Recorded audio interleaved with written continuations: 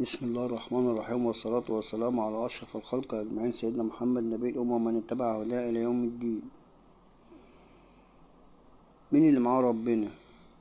انتم؟ لا، احنا اللي معانا ربنا. ربنا سبحانه وتعالى بيعوض الأهلي عما يفعلوه في النادي الأهلي. يعني كل شيء بيعمله أذية النادي الأهلي، ربنا سبحانه وتعالى بيعوضه في كل شيء. لما الفيفا يعلن زيادة مكافأة الاشتراك المنتخبات في كأس العالم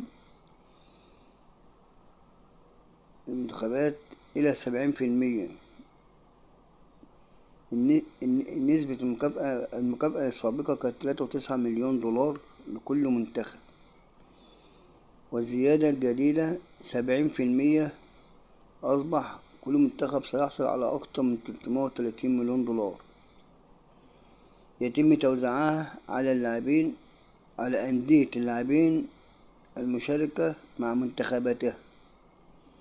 الأهلي إلى الآن حوالي 10 لاعبين، 7 محليين وحوالي 3 دوليين محترفين، واحتمال مع وجود كأس العالم القادمة يكون من الأهلي حوالي 12 لاعب.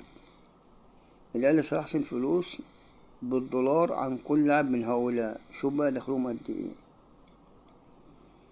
شوف الدخل قد ايه لكل لاعب. فدي تعويض ربنا سبحانه وتعالى بيعوض النادي الأهلي. وبالمثل الكاف رفع جايزة بطل أبطال الدوري إلى 6 مليون دولار، بزيادة حوالي 50% تقريبا، بيخليها بجائزة المركز التاني. السيد كامل الوزير خرج علينا وقال إن الزمالك مع ربنا، إحنا اللي معانا ربنا. خليك كده، هو الوحيد اللي بيعلن كرهه للأهلي أو بيهاجم الأهلي. سبق كده اعلنت ان الاهلي لن يفوز باي بطولة في وجود الفار، وسبحان الله ربنا ادانا بطولة الدوري بمعجزة الهية، بتفاني واخلاص من اللاعبين وقتها.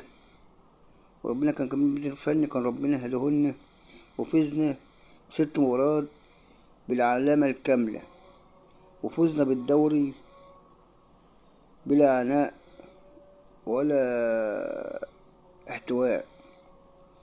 فزنا بكرم ربنا سبحانه وتعالى علينا.